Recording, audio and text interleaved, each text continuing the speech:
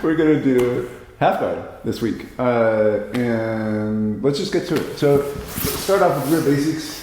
If Dan is passing, a couple of things. Like if I let him establish pressure on me, I've already had things start to go wrong in my half guard.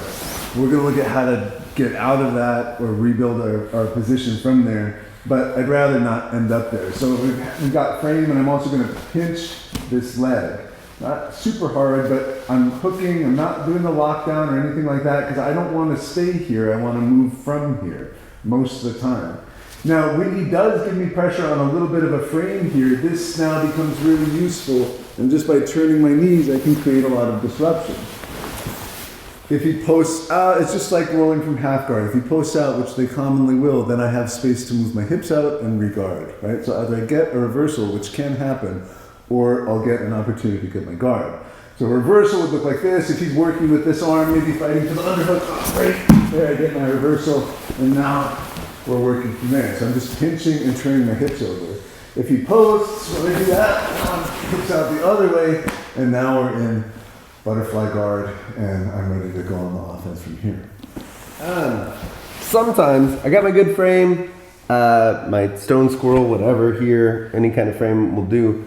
But sometimes I want to send myself all the way under my opponent. So we're here, he's trying to cross face me, smash me. My bottom hand is going to reach all the way through and grab his toe. Sometimes I'll come around the other side and grab that with my other hand. And now it's easy to pull this ankle and come up. We have a nice knee bar hanging out right here. A lot of times I can't get that underhook. So I shoot and both hands are inside. That's fine. I'm gonna double up on this foot back here and start pulling his ankle to the front. And once his ankle's on the front, it's pretty easy to move up. If his foot comes past his knee, it should be pretty easy to topple him over. He did win all of this. He got all this control. So now I'm really not going to just hold on here because all that's doing is delaying bad things.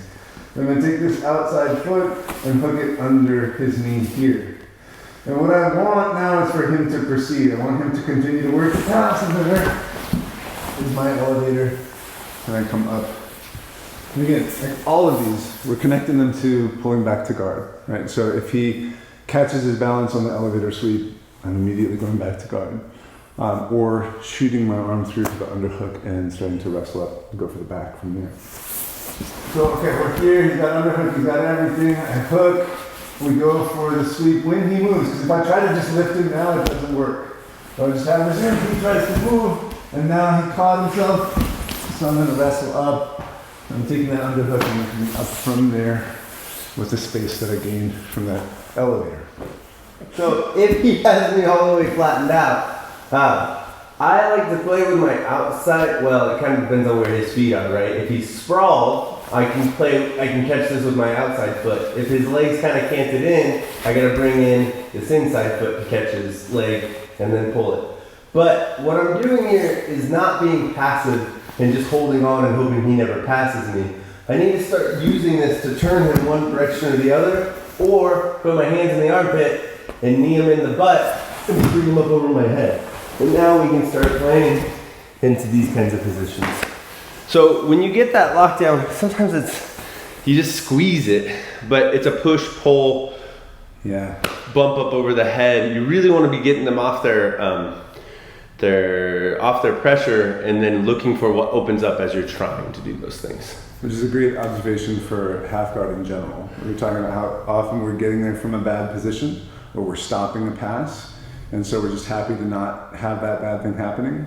But we end up holding on to something that's really something we should be active in and moving through. For sure. Zang.